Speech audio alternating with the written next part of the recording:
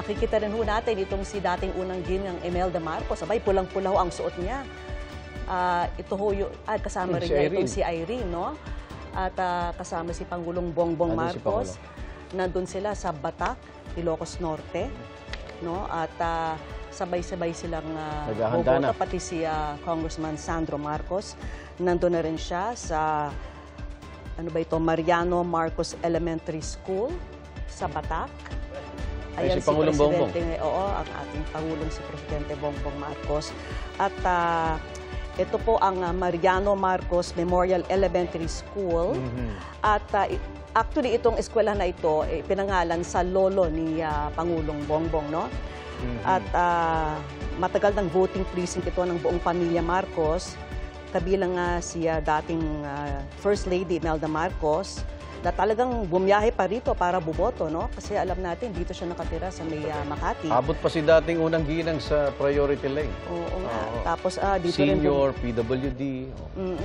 Diyan rin bumoboto nga itong si Ilocos Norte Representative Sandro Marcos, na alam natin is running unopposed. Kaya Walang isang kalaban. boto lang ang kailangan. Magboboto ka lang sa sarili mo, panalo ka na. Panalo ka. One vote lang. Senator Imee Marcos, dito rin ba sa school na ito dahil Yun ang nabanggit natin noticeably kanina. absent, Oo. ano? Sa Batak pa rin boboto itong si Senadora Imee. Pero hindi siya kasabay ng Hindi sila sabay-sabay. pamilya. At ito rin yung sinasabi nating yung Solid North, kasi talagang Solid North. sa mga nakalipas na eleksyon, parang 90+% ang nakukuhang boto nitong Marcos family Tawagin dyan natin. sa Ilocos. Sige, kuha tayo ng update mula sa Ilocos Norte.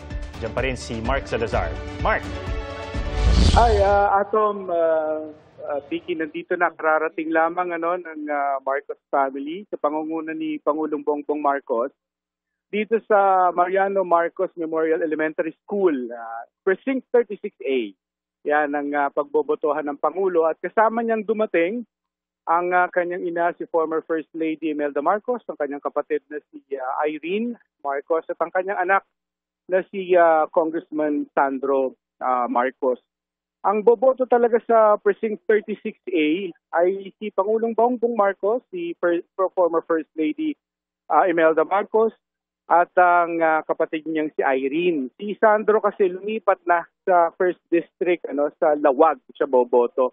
So hindi natin sure kung after bumoto ni Pangulo rito ay sasamahan niya pa yung kanyang may bahay na si First Lady Lisa Araneta Marcos sa kanyang presinto sa Lawag. Ganun din kung sasamahan niya anak ni si Sandro sa Lawag. Pero dito, ang boboto lamang talaga yung Pangulo. Of course, punong-puno ang security detail dito sa clustered precinct na ito. Apat lang naman ang clustered precinct dito sa school na ito. Talagang kinlear talaga yung school na ito dahil host din kasi ito ng palarong pambansa next week. Kaya talagang 2,000 plus voters lang ang boboto rito. Dito sa presinto na 36A, kung saan bumoboto ang Pangulo, ay 99 lang sila voters sa kanilang presinto. 58 sa listahan ng voters list ang Pangulo. Kasunod niya ang nanay niya na 59 sa listahan. 99 lang, kaya inaasahang mabilis lamang ito.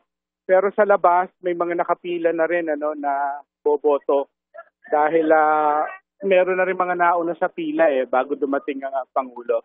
Yan, hindi lang ako makasilip sa loob kasi yung mga media hanggang sa labas lang kami, hindi kami pwede doon sa mismong hallway sa may pintuan ng mga presinto. Kaya dumudukot lang kami ng kuha from an open space sa likod. Teka lang Wait lang. Kailangan ko makita. Wait.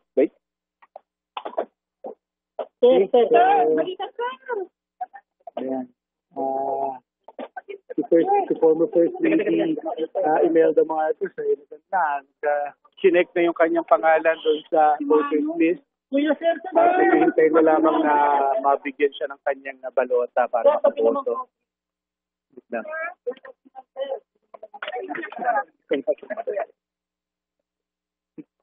Imelda naman, di pa sinod yung postis.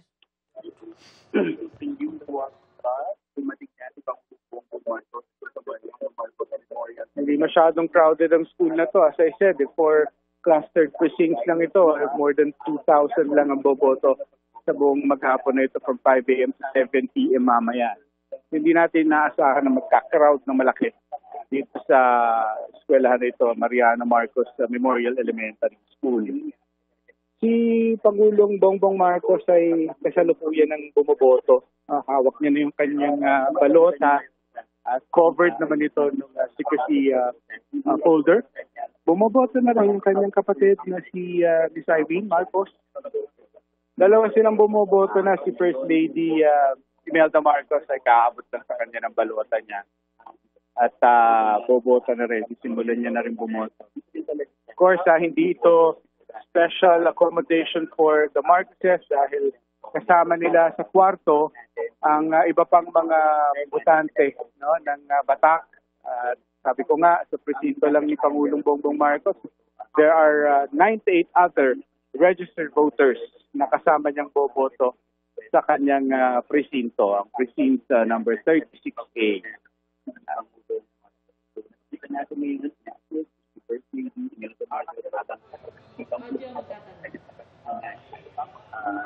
Ang labas ng pintuan ay nakaantaba yung iba pa mga botante. Si Congressman Sandro Marcos hindi pumasok, of course, dahil hindi niya naman ito presinto. So, nandun lang siya sa labas ng pintuan. Naabangan niya kanyang ama, lola niya at ang tiyahin niya. Si Sandro ay sa First District nakarehistro, hindi dito sa Batak. Sa Lawag siya boboto. I'm not sure lang kung si Congressman Sandro nakaboto na o kung siya ba'y sasamahan ni Presidente after.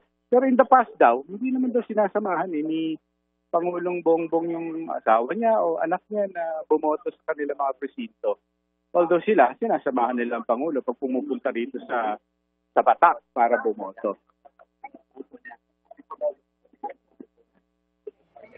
Siyempre, nihintay natin kung wala ba magiging aberya yung automated counting machine pagka ang mismo mga balota nila ang ipapasok, tabayanan natin yan. Mark, kamusta Yes, naman Vicky. yung mga taong naghihintay sa labas?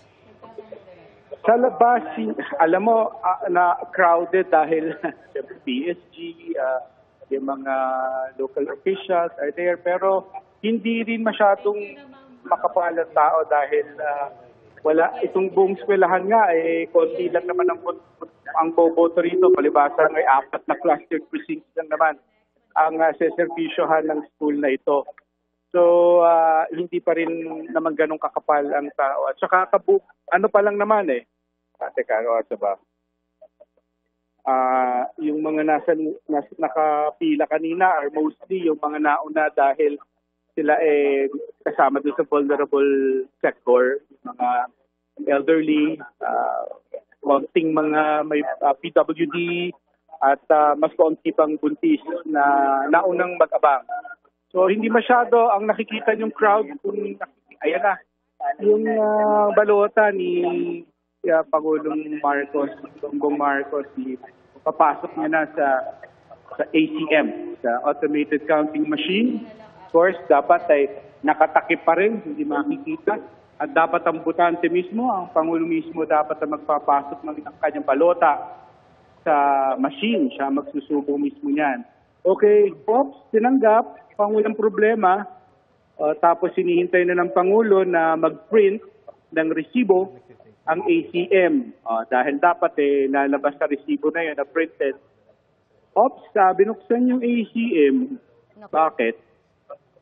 Na-stock yung kanyang balota sinihila ulit. Tinutulungan siya ng taga-Comelec. Inangat yung makina ng ACM tapos sinila ulit ang balota. So, kailangan niyang isubo ulit ang kanyang balota. Okay, so tinatry ulit this time tinutulungan na siya ng taga-Comelec. Isa siguro sa mga election inspectors dito sa Precinct 36A. Okay, yan. Mark. Wala nang problema. Ayan, tingnan natin Yes, kung Vicky. talagang magtatagumpay na itong pagsubo ng balota ni Pangulong Marcos. Ayun, lumusot na. Print, yan ang patunay na counted ang kanyang boto. Ayan, nakaredy na ang indelible ink. Ayan, Teka lang ha. Ayun, nag-print na ayan na resibo, chinecheck na ng Chinecheck niya kung nagtugma kasi. Dapat i-check niyo po ngumiti ang Pangulo. Ayan, talagang resibo. nire-review Wala ng siyang husto problema. kung nagtutugma sa kanyang fill out na balota itong laman ng At resibo. hinulog niya na rin Ganda doon ng sa ngiti. receipt box sa gilid ng ATM yung kanyang resibo, Connie. That signals na walang problema ang Pangulo sa kanya nakita sa resibo, kapareho ng kanyang mga shinade doon sa kanyang balota. Pinakita niya ang indelible ink sa amin. Nandito nagsisisigan sa labas. So okay na. Completed ang pagboto ni Pangulong Bongbong Marcos. Ayan. Sunod na yung kanyang kapatid, si Ms. Irene, na magsusubo naman ng kanyang balota sa ATM. Si Pangulong Bongbong Marcos ay pumunta doon sa gawin ng kanyang nanay. Inassist niya yung kanyang nanay doon sa balota ng kanyang nanay. Of course, you can do this, I mean, pwede niyang gawin yan dahil nanay niya yun at senior ang nanay niya. And we can say na PWD dahil nasa wheelchair si former First Lady Imelda Marcos, pwede kang i-assist ng anak mo. Ay, anak niya naman ng Pangulo. So, nahawakan yung balota niya. It's fine. Hindi naman siya ibang tao. Yan, syempre si First Lady Imelda Marcos ay mahihirapan kung siya mismo mag-complete ng balota niya. Kaya may assistant siya. Yung nakikita niyo yung babae in red. Yan ay personal assistant ni former First Lady Imelda Marcos. Kasama niyang bumaba sa poster kanina.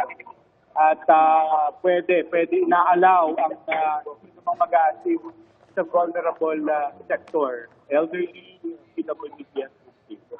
Kaya yung assistant niya may hawak na ng balota. Yung kay Miss Irene Araneta, pero sinubo na, ay naku, binuksan na naman yung makina. Nag-stuck na naman. Parang nangyari doon si President sa Bongbong Marcos. Kay Irene. Ayaw rin sumubo ng swabe. Mark, sino yung si Irene ang nandun ngayon? Yeah, si Irene, President. Tinutulungan siya ng election inspector para isubo yung kanyang balota. Kasi tinry niya, pareho na nangyari kay President Bongbong Marcos. First try, ayaw. Kaya inangat. So, hinila uli. Ganun din yung sa kanya.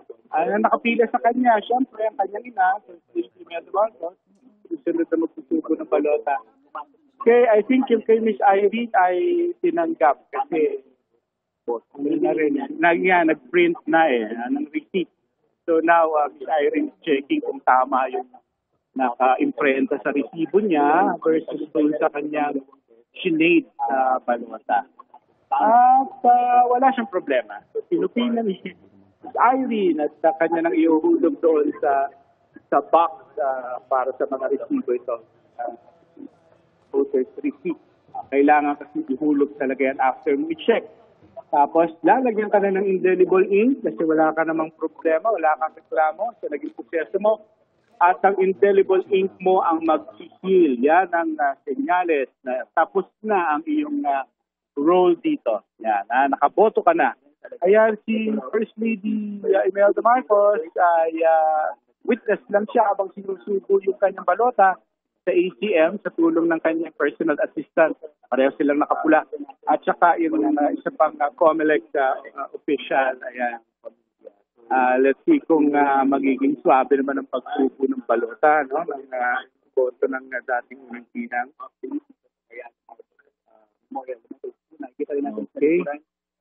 Ayun, walang problema. Ang kay former First Lady, nag-print agad ng resibo. Chine-check ng kanyang assistant yung resibo for her in her behalf. Tapos, yung assistant, sabing it's okay. Parang siyempre pinagkakatiwalaan na ng First Lady na tama. Kasi I'm supposing malabo siguro mata. Kasi hindi na nag-bother si First Lady Imelda Marcos na tingnan yung resibo. Yung assistant niya na lang ang nag-check at nag-nod na, nagtumango na yung assistant, meaning okay, indelible ink na ang dating unang ina. Habang ginagawa ito, tapos na ang kanilang proseso. Si Pangulong Bongbong Marcos na sa may pinto, kasama yung kanyang kapatid na si Irene at anak na si Congressman Sandro. Hinihintay na lang nila talaga si First Lady Imelda Marcos to finish. Ayan. Tapos na rin at palabas na sila. Vicky. Ayan, Mark. Matagumpay na. Tagumpay na. Ang pagboto Oo, nitong si Pangulong Bongbong Marcos, Ilan? ang kanyang inang si First Lady Imelda Marcos, Yes. at kanyang kapatid na si Tatlo. Irene Marcos.